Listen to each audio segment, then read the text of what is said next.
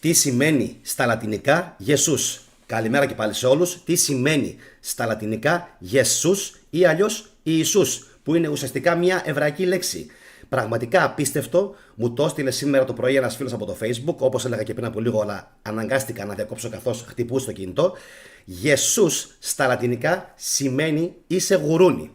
Και δεν μπορεί να θεωρηθεί ότι είναι σύμπτωση, ότι μιας και απαγορευότανε στους Ιουδαίους να καταναλώνουν χείρο, κρέας δηλαδή χοιρινό, είναι πραγματικά απίστευτο πως συμπληρώνεται για ακόμα μία φορά το παζλ της απίστευτης ρωμαϊκής σάτυρας παύλα προπαγάνδας που έχει γίνει, προκειμένου να δημιουργηθεί μία θρησκεία βασισμένη πάνω στο πτώμα ουσιαστικά του νεκρού Ιουδαϊσμού. Τώρα, ακούστε λίγο πως είναι η λέξη στα λατινικά. Ιησούς. Το ακούτε όλοι? Ιησούς. Ιησούς. Και πώς είναι η μετάφραση στα ελληνικά? Είσαι γουρούνι. Τι είσαι? Είσαι γουρούνι. Λατινικά? Ιησούς. Λατινικά? Ιησούς. Ελληνικά? Είσαι γουρούνι. Οκ.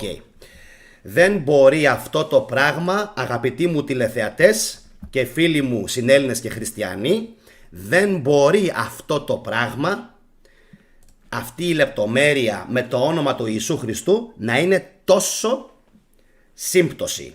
Ουσιαστικά δηλαδή σημαίνει ότι ο Μεσσίας είναι γουρούνι. Ιησούς Χριστός, αν μεταφραστεί ολόκληρο, σύμφωνα με λατινικούς και εβραϊκούς όρους, Μεσσία δηλαδή, Ιησούς Μεσσιάχ, σημαίνει ο Μεσσίας είναι γουρούνι. Ο Μεσσίας είναι γουρούνι. Ο Μεσσίας είναι γουρούνι. Πόσες είναι οι πιθανότητες, και αυτό είναι κάτι που το υποστήριζω εδώ και πάρα πολύ καιρό, ότι δηλαδή πρόκειται ουσιαστικά για σατυρική, παροδική, ρωμαϊκή προπαγάνδα στην Καινή Διαθήκη, ένα μυστηριακό καλτ του Κέσσαρα Τίτου, του Ιώσιπου και της παρέας τους στην Ρώμη, που ουσιαστικά είχαν ως σκοπό να ειρωνευτούν τους Ιουδαίους εξεγερθέντες του 66-70 μετά Χριστόν. Και λέω, πόσο σύμπτωση μπορεί να είναι ότι το όνομα Ιησούς Χριστός στα λατινικά έχει αυτήν ακριβώς την έννοια. Εσείς τι λέτε? Για πείτε μου τώρα. Δεν είναι πραγματικά να απορεί κανείς? Δεν είναι απίστευτο? Πώς μπορεί, πιστεύετε εσείς, να συμβαίνει αυτό το πράγμα? Δηλαδή από όλες τις λέξεις που θα μπορούσαν ενδεχομένως να είχαν χρησιμοποιήσει, έτσι, να είχαν χρησιμοποιήσει οι Ρωμαίοι, αυτή η φράση είναι άκρος σατυρική και άκρος ειρωνική για τους εξεγερθέντες Ιουδαίους. Έχω λίγο και μια εικόνα, νομίζω, μισό λεπτάκι λίγο, όχι, αυτός είμαι εγώ, να δω λίγο αν είναι η σωστή. Ωραία, αυτή εδώ είναι η φράση Ιησούς, Ιησούς δηλαδή ουσιαστικά, μιας και έχει γίνει παραφθορά ουσιαστικά των λέξεων, σημαίνει είσαι γουρούνι. Και είχα πάντα την απορία για ποιο λόγο συγκεκριμένα οι Ρωμαίοι έκαναν αυτήν την συγκεκριμένη επιλογή από τόσες πολλές άλλες. Πραγματικά υπήρχαν πάρα πολλές επιλογές. Πάρα πολλές επιλογές για τους Ρωμαίους. Αλλά όλος τυχαίως επέλεξαν το συγκεκριμένο όνομα, το οποίο φυσικά εξελληνισμένο, έτσι, έχει λεξάριθμο 888. Εξελληνισμένο το Ιησούς με τον Χριστός έχουν μια βαθύτερη έννοια, έτσι, αλλά είναι άκρος εντυπωσιακό, την οποία θα αναφέρω στο μέλλον, τι σημαίνει. Λοιπόν, έχει σχέση με τα μαθηματικά.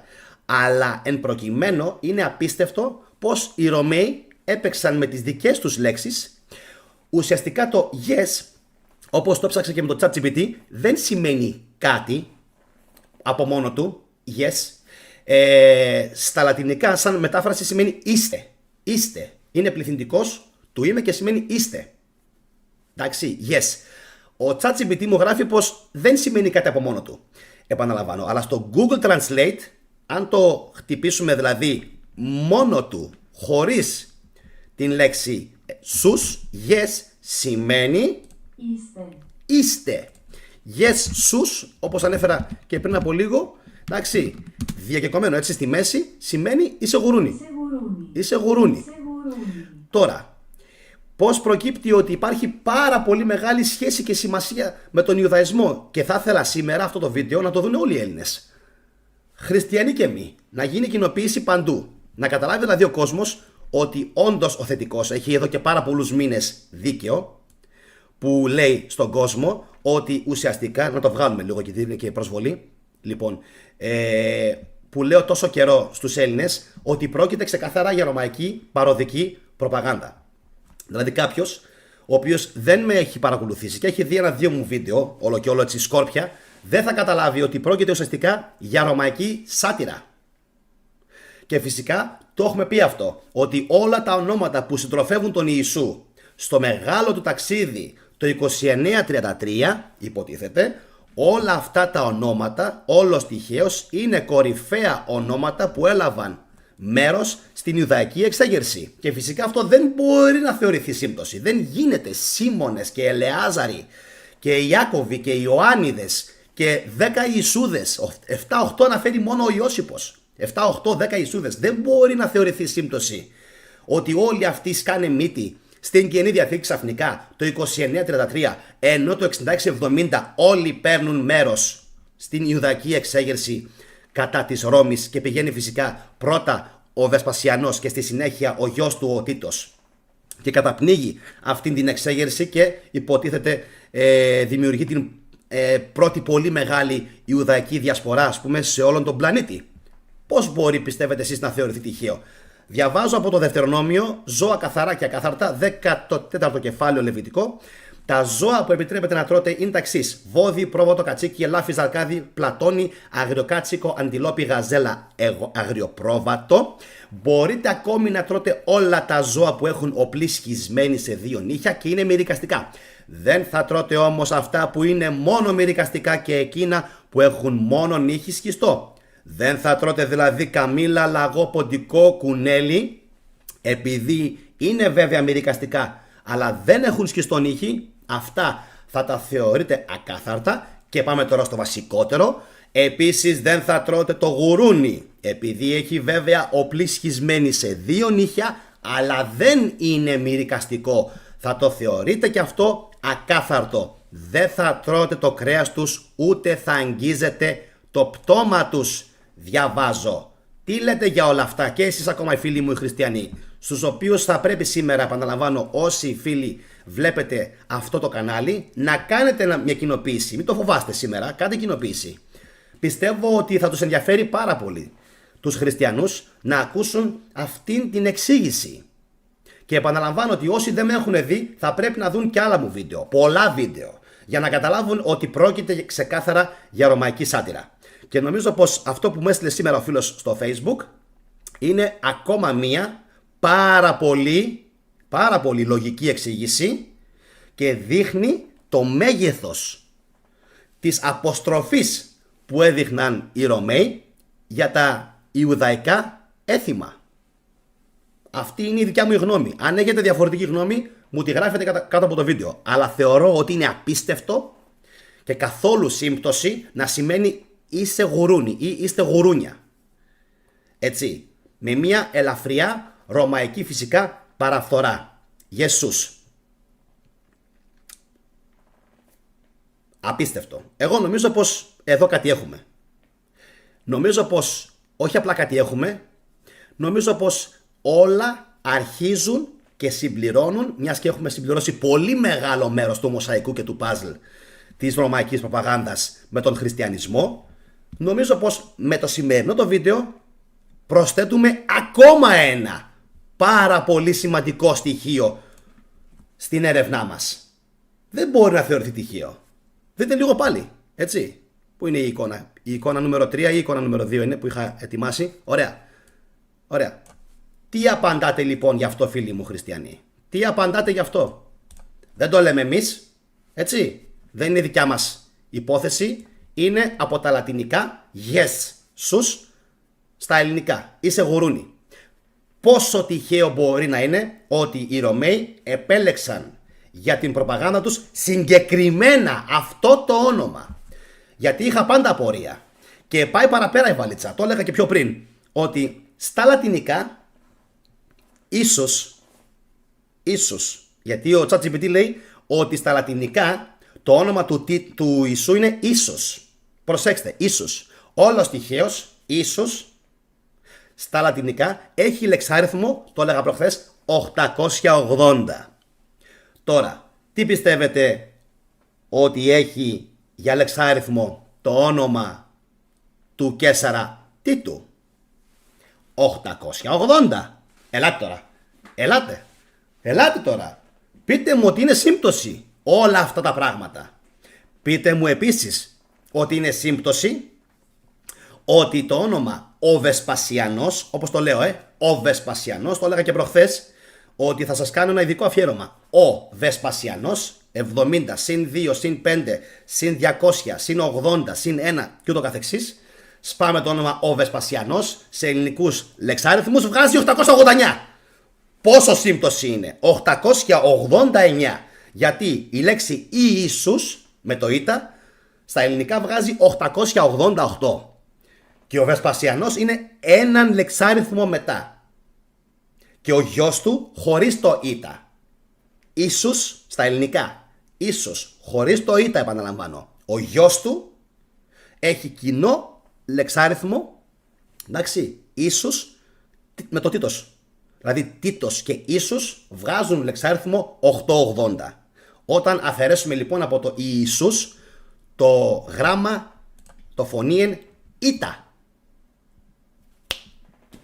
Κάντε λοιπόν μια κοινοποίηση σήμερα, όσοι είστε τώρα ζωντανά και όσοι φυσικά θα δείτε το βίντεο αυτό σε δεύτερο χρόνο. Κάντε μια κοινοποίηση. Το βίντεο φυσικά αυτό κάποια στιγμή στο μέλλον θα το ξανανεβάσω, το 25. Να δω αντιδράσεις, να δω αντανακλαστικά, να δω τι έχει να πει ο κόσμος για αυτά. Δεν τα λέω καταρχάς εγώ, έτσι. Το τονίζουμε ότι δεν το λέω εγώ, ούτε θέλουμε να προσβάλλουμε κάποιον. Ίσα ίσα θέλουμε να δείξουμε για ακόμα μια φορά ότι οι Ρωμαίοι έχουν παίξει όλο το παιχνίδι εις βάρος της ανθρωπότητας. Πρωτίστως βασικά εναντίον των Ιουδαίων, δευτερευόντως εναντίον των Ελλήνων, έτσι, που μας επηρέασαν πάρα πολύ, και φυσικά σε τρίτη μοίρα και φάση εναντίον όλης της υπόλοιπης της ανθρωπότητας. Βάζουμε μέσα τους Νότιο-Αμερικανούς, τους Κέντρο-Αμερικανούς, βάζουμε μέσα τους Βόρειο-Αφρικανικούς πληθυσμούς, βάζουμε μέσα τους Αραβικούς πληθυσμούς και στη συνέχεια είχαμε και την ίδρυση του Ισλάμ. Όπως ιδρύθηκε. Λοιπόν, πόσο τυχαία μπορούν να χαρακτηριστούν αυτά τα πράγματα? Και φυσικά δεν είναι τυχαίο ότι με πολεμάει ο αλγόριθμος. Φυσικά δεν είναι τυχαίο ότι σε κάθε μου ευκαιρία που παρουσιάζω βίντεο ο αλγόριθμος δεν προωθεί τα βίντεό μου. Δεν θέλει ο κόσμος να ξυπνήσει και να μαθευτούν αυτές οι αλήθειες. Γιατί να μαθευτούν αυτές οι απλές αλήθειες? Ότι δηλαδή όλο το κείμενο της Καινής Διαθήκης με αναγραμματισμούς, με παιχνιδάκια, όπως του τύπου Ισκαριώτης. Άντε ρε τώρα, ποιος Ισκαριώτης ρε? Ο Σικαριώτης, ο δολοφόνος που είναι αναγραμματισμός του Σικάριου που ήταν ο ζηλωτής με την σικά, το μαχαίρι που σκότωνε κόσμο? Αυτός ο Ισκαριώτης, ο Ιούδας, πρόδωσε τον Ιησού. Δηλαδή οι Σικάριοι πρόδωσαν τους Σικάριους. Για όσους από εσάς ξέρετε και γνωρίζετε ελληνικά και εβραϊκά και ιστορία, που τα εβραϊκά 10 λέξεις να ξέρεις. 10. 5 και 5. Έχεις αποκωδικοποιήσει και έχεις απομυθοποιήσει στο μυαλό σου κατευθείαν την Καινή Διαθήκη. Διότι ο Εβραίος, λέει ο άλλος τώρα, πώς ήξερε ο Εβραίος και δεν πίστηκε? Τι λες ρε φίλε? Πας καλά. Θα πίστευε ο Εβραίος, ο οποίος ήξερε ότι δεν υπάρχει όνομα Θωμάς, έτσι, Θεόμ? Θα πίστευε ο Εβραίος, ο οποίος δεν ξέρει ότι δεν υπάρχει όνομα Ανανίας, ότι είναι αναγραμματισμός του Ιωάννης, ότι δεν υπάρχει Κεφά όνομα, υπάρχει Σίμων. Κεφά δεν σημαίνει τίποτα στα εβραϊκά. Ζεβεδαίος δεν σημαίνει τίποτα στα εβραϊκά. Είναι λέξεις δημιουργήματα. Δεν υπάρχει όνομα Ζεβεδαίος. Είναι 2 τις λέξεις. Ζεμπεντιάχ, νομίζω είναι. Ζεμπεντιάχ. Δεν υπάρχει ένα τέτοιο όνομα. Οπότε, ή το Ισκαριώτης. Λέγανε οι Ιουδαίοι, τι λένε αυτοί οι άσχετοι. Οι Ιουδαίοι, έτσι. Λέγανε, τι λένε αυτοί οι άσχετοι. Οι μπούφοι. Τι σχέση μπορεί να έχουν αυτά με την Παλαιά Διαθήκη? Αυτά όλα είναι κοροϊδίες, ηρωνίες. Το καταλαβαίνανε οι άνθρωποι γιατί ξέραν τη γλώσσα τους. Οπότε δεν υπήρχε περίπτωση να πέσουν στην παγίδα της Ρώμης και να ξεγελαστούν. Δεν υπήρχε καμία περίπτωση ποτέ. Ξέροντας ότι όλα τα ονόματα της Καινής Διαθήκης είναι ηρωνίες. Όλα. Ηρωνίες, λογοπαίγνια, κοροϊδίες και σάτυρες. Όπως τα ονόματα, ας πούμε, Βαριοράς ή Βαριονάς. Βαριοράς, έτσι, που είναι φυσικά τα ονόματα του Σίμωνα. Ο Σίμωνας εμφανίζεται στον Ιώσυπ ως Βαριοράς, έτσι, Μπαριόρα, και στην Καινή Διαθήκη Μπαρτζόνα. Ο ίδιος ο Ιώσυπος εμφανίζεται ως Ιώσυπος ο γιος του Ματαθία ή του Ματθαίου, και μετά εμφανίζεται, δηλαδή ο Ιωσήφ ο γιος του Ματαθία, και μετά εμφανίζεται να κατεβάζει από το Σταυρό ένας Ιωσήφ από την Αριμαθαία. Ελάτε παιδιά, κάντε κοινοποίηση. Ελάτε παιδιά, ελάτε. Κάντε κοινοποίηση, κάντε like, γιατί αλλιώς ο αλγόριθμος δεν πρόκειται να σμπρώξει αυτά τα τόσο σημαντικά πράγματα που έχω να πω σήμερα στον κόσμο. Δεν θα τα μάθει ο κόσμος. Δεν θα τα μάθει. Δεν θα τα ακούσει. Δεν θα ξυπνήσει. Δεν θα ξυπνήσει ποτέ από το όνειρο που του έχουν φυτεύσει οι Ρωμαίοι. Τον έχουν χώσει μέσα σε ένα μάτριξ εδώ και πάρα πολλά χρόνια, και πιστός σκυλί, πιστός δούλος, πιστός ακόλουθός τους ο Έλληνας. Για πόσο ακόμα? Εντάξει, για πόσο ακόμα? Δηλαδή αυτό με το είσαι γουρούνι, Ιεσούς, που σημαίνει είσαι γουρούνι, με ξεπερνάει μέχρι και εμένα. Ούτε ο πιο φανατικός πολέμιος των χριστιανών θα μπορούσε ποτέ να κάνει ένα τέτοιο λογοπαίγνιο. Ξυπνήστε! Τι άλλο πρέπει να σας πω για να καταλάβετε? Ότι πρέπει να αρχίσετε χθες να μαλώνετε με τον κόσμο, να τους λέτε την αλήθεια. Δεν λέμε να έχουμε μίση. Πρέπει να διαφωνείτε. Πρέπει. Αν δεν έχετε κάκαλα να μαλώσετε με τον κόσμο όπως κάνω εγώ, να κάνετε διαφωνίες, να κάνετε διάλογο, να κάνετε αντίλογο, δεν θα γίνει τίποτα ποτέ. Θα μείνουμε οι ίδιοι καθυστερημένοι τελευταίοι της Ευρώπης. Τελείωσε. Τελείωσε αυτό για μένα. Τελείωσε. Θέλετε εσείς οι χριστιανοί να πιστεύει ο κόσμος ότι είστε τόσο ευκολόπιστοι? Ιησούς είναι μία παραφθορά λογοπαίγνιο. Στα λατινικά σημαίνει σε γουρούνι. Και πραγματικά πρέπει εμείς να συνεχίσουμε σήμερα να ακολουθούμε ακόμα τη γραμμή του Βατικανού ή το οποιοδήποτε Βατικανού? Τελείωσε. Τελείωσε για μένα. Όχι τώρα τελείωσε. Για μένα έχει τελειώσει πριν από 5 χρόνια. Και βάλε. Για σας. Για σας. Πότε θα τελειώσει αυτός ο εφιάλτης? Γιατί δεν είναι όνειρο. Έτσι. Εφιάλτης είναι. Το να ζεις με κάποιες συγκεκριμένες φοβίες. Κάποιοι παίρνουν ελπίδα από αυτό. Συμφωνώ. Μπράβο. Συνεχίστε να παίρνετε ελπίδα από αυτό. Αν σας τρέφει και σας ταΐζει το μέσα σας και πνευματικά, καλά κάνετε. Απλά να ξέρετε, είναι όλο. Κοιτάξτε, όλο. Ούτε μισό, ούτε 5, ούτε 10, ούτε 0,01%. Όλο είναι μία όμορφη ψευδαίσθηση. Να το ξέρετε αυτό. Αν είχα άδικο, ο αλγόριθμος δεν θα μου έκανε σαν τον μπαν τα βίντεο μου. Όλα μου τα βίντεο για τον χριστιανισμό, όλα τα μπανάρει. Όλα. Δεν θέλει να προωθηθεί τίποτα από αυτά που λέω στον κόσμο. Μαντέψτε γιατί. Δεν έχω να πω κάτι άλλο. Πιστεύω ότι αυτή η εικόνα που σας έδειξα σήμερα, αυτή η μετάφραση από τα λατινικά, και για όσους δεν την χώνεψαν, θα την ξαναβάλω αν μπορώ άλλη μια φορά. Τι σημαίνει? Ιησούς. Τι σημαίνει? Είσαι γουρούνι. Μάλιστα. Και μετά απορείτε για ποιο λόγο οι Εβραίοι δεν πίστηκαν. Που θα τους λέγανε οι Ρωμαίοι, υπάρχει ένας που λέγεται Θωμάς. Που οι Εβραίοι ξέρανε για ποιο λόγο δεν πίστεψανε ποτέ. Γιατί Θωμάς σημαίνει δίδυμος. Δεν είναι όμως η λέξη Θωμάς εβραϊκό όνομα. Είναι ρωμαϊκή δημιουργία. Ρωμαϊκή δημιουργία είναι. Γι' αυτό δεν πίστεψαν ποτέ οι Ιουδαίοι. Όχι επειδή ήταν άπιστοι, όχι επειδή ήταν κακοί και σταύρωσαν οι Φαρισαίοι με το έτσι θέλω ένα φανταστικό πρόσωπο που λέγεται Ιησούς Χριστός των Ευαγγελίων.